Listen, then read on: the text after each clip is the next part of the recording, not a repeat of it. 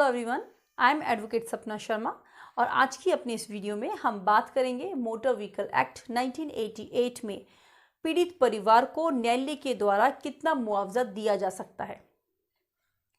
लेकिन उससे पहले अगर अब तक आपने मेरा चैनल सब्सक्राइब नहीं किया है तो प्लीज़ मेरे चैनल को सब्सक्राइब कर लीजिए, बेल आइकन प्रेस कर लीजिए ताकि मेरे अपकमिंग वीडियो के अलर्ट्स आपको मिलते रहें। मैंने अपनी लास्ट वीडियो में आपको बताया था कि मोटर व्हीकल एक्ट के अंतर्गत जो रोड एक्सीडेंट होता है उसमें क्लेम की प्रक्रिया कैसे होती है और न्यायालय किन बातों को ध्यान में रख के क्लेम की प्रक्रिया को शुरू करता है और किस प्रकार से मुआवजा देता है। आज की अपनी इस वीडियो में मैं आपको बताऊंगी कि न्यायालय क्लेम के अंतर्गत कितनी धनराशि पीड़ित व्यक्ति को या पीड़ित परिवार को दे सकता है। सबसे पहले हम जानते हैं कि क्लेम के अंतर्गत क्या क्या आता है। क्लेम को हम 2 पार्ट्स में डिवाइड करते हैं। फर्स्ट पार्ट में हम इंजरी क्लेम को समझेंगे और सेकंड पार्ट में हम डेथ क्लेम को समझेंगे। बात करते हैं इंजरी क्लेम की। जिस व्यक्ति का एक्सीडेंट हुआ है यानी जिसे की इंजरी पहुंची है, उस व्यक्ति को मुआवजे के तौर पे कितनी धनराशि दी जा सकती है। न्यायालय ये देखेगा कि उस व्यक्ति को कितनी इंजरी हुई है। यदि वह व्यक्ति हॉस्पिटल में एडमिट है तो न्यायालय उसके हॉस्पिटल का पूरा खर्चा मुआवजे के तौर पे उसे दिलवाएगा। इसके अलावा दवाइयों का खर्चा, उस व्यक्ति के आने जाने में जितना भी खर्चा हुआ है वो सभी खर्चा और साथ में इंजरी टाइम में जितने दिन भी वह इंजरी पीरियड में रहा है उस बीच उसकी जो डाइट है उसका खर्चा भी मुआवजे के तौर पे प्राप्त किया जा सकता है। इसके अलावा जितने दिन इंजर्ड पर्सन हॉस्पिटल में रहता है उस हॉस्पिटल के खर्चे के अलावा उसे 500 रुपये प्रतिदिन के हिसाब से अतिरिक्त मुआवजा दिया जा सकता है। यदि इंजर्ड व्यक्ति को किसी प्रकार की गंभीर चोट लगी है तो 10,000 रुपये तक का मुआवजा न्यायालय दे सकती है और यदि इंजर्ड पर्सन को बॉडी में किसी भी प्रकार का फ्रैक्चर हुआ है तो 50,000 रुपये तक का मुआवजा न्यायालय दिलवा सकती है। साथ में इंजर्ड पर्सन जितने दिन भी इंजरी के वजह से अपने घर पे रहता है और अपने कार्य पे नहीं जा पाता है तो उससे जो उसे लॉसेस होते हैं उसकी भरपाई भी न्यायालय मुआवजे के तौर पे कर सकती है। बात करते हैं डेथ क्लेम की। एक्सीडेंट में यदि किसी व्यक्ति की मौत हो गई है तो ऐसी स्थिति में उसके उत्तराधिकारियों को कितना मुआवजा दिया जाएगा और किस किस आधार पे उन्हें मुआवजा दिया जाएगा।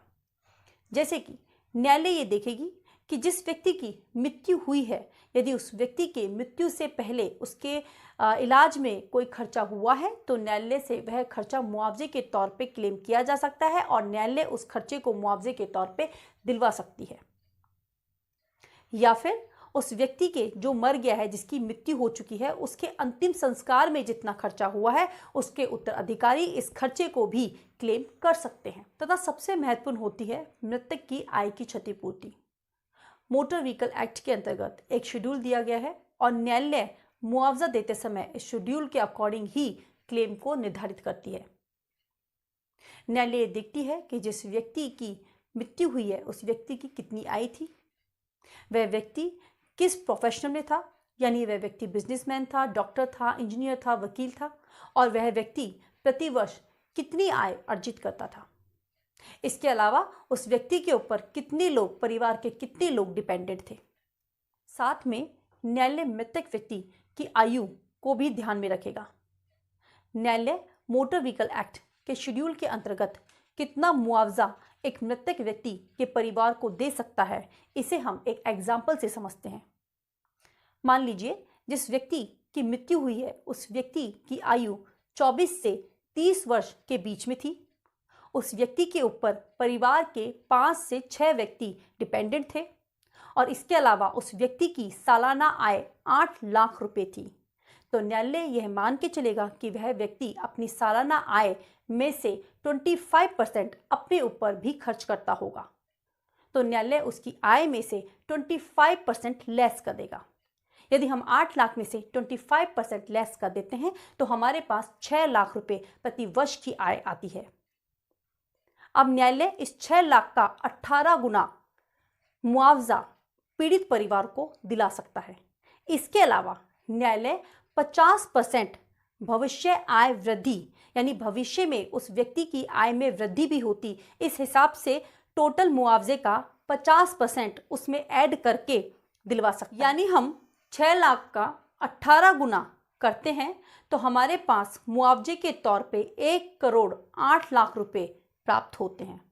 और इसके अलावा अगर हम उसमें 50% भविष्य आय वृद्धि को भी जोड़ देते हैं तो टोटल धनराशि 1 करोड़ 62 लाख रुपए होती है।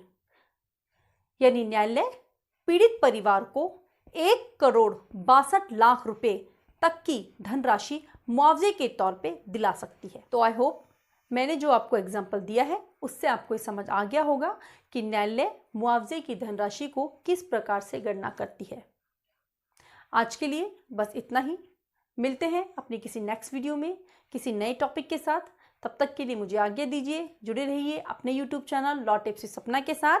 Have a nice day. Bye bye.